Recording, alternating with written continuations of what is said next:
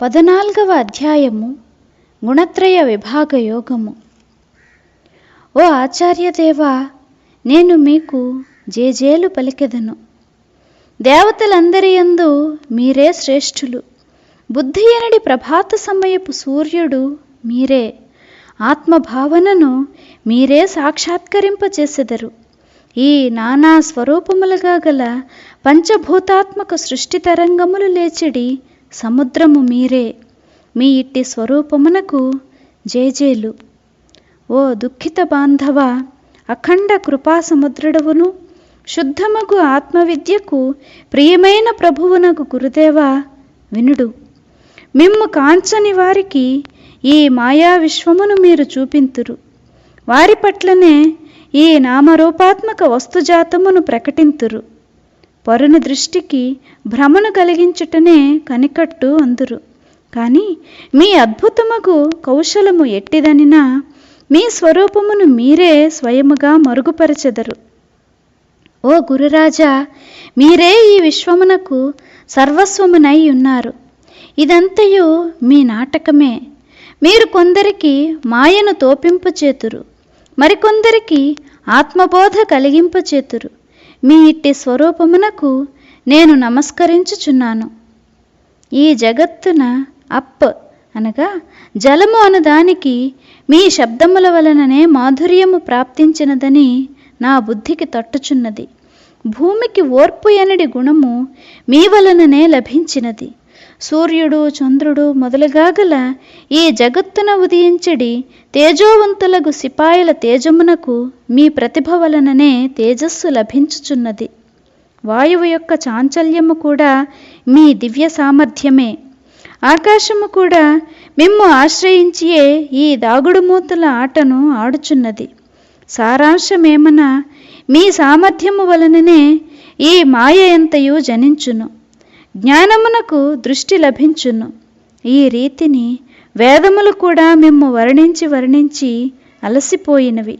మీ ఆత్మస్వరూప దర్శనము కానంత వరకు వేదములందలి వర్ణనా శక్తి చక్కగా ఉపకరించును.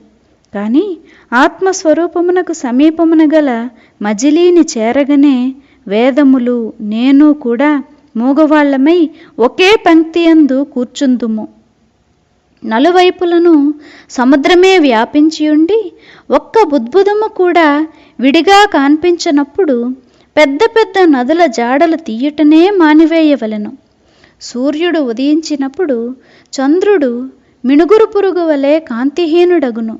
ఇదే విధమున మీ ఆత్మస్వరూపమునందు వేదములు మరియు నేను ఇద్దరమును ఒకే విధముగా అగుదుము. అట్టి స్థితిలో ద్వైతము యొక్క ఊరు పేరులే నాశముంది పరావాణితో పాటుగా వైఖరీవాణి కూడా లోపించినప్పుడు ఇక నేనే నోరు పెట్టుకుని మిమ్ము వర్ణించగలను? కావుననే నేను మిమ్ము స్తుతించుటయనడి సుడిగుండమున పడను. నిశ్శబ్దముగా మీ చరణములకు వంగి ప్రణమిల్లటయే శ్రేష్టమైన పని అని తలంతును.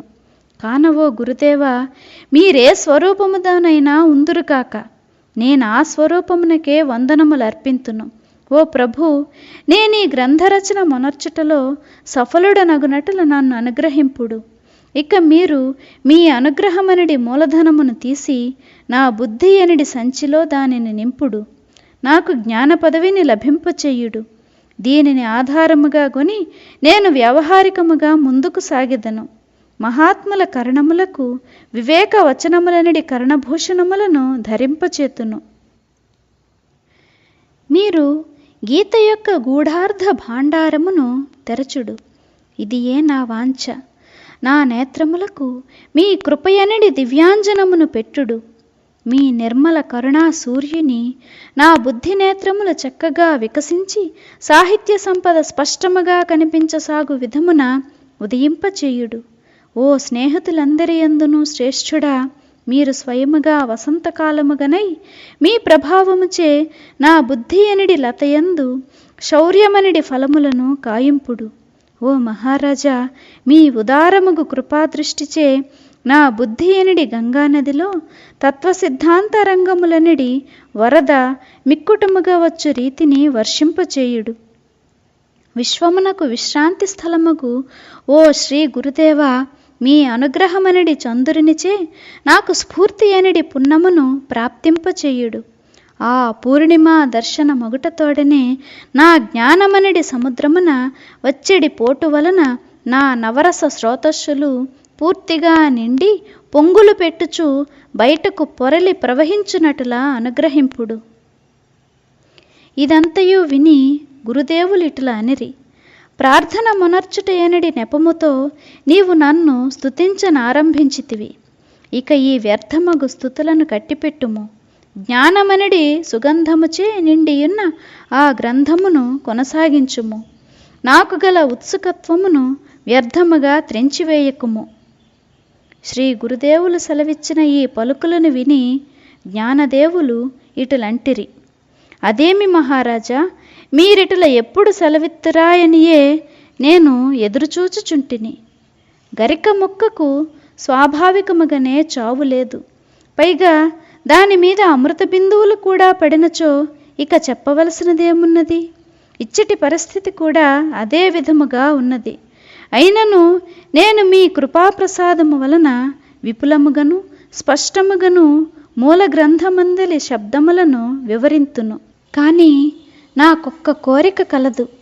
గురుకృపయనడి గృహమందిడిన భిక్ష వలన నా వాక్కునందు జీవుని మనస్సునందుండి సందేహమనడి నావ మునిగిపోయి వినవలననడి ఆసక్తి అధికమగునటుల మాధుర్యము ప్రాప్తించినటుల అనుగ్రహింపుడు.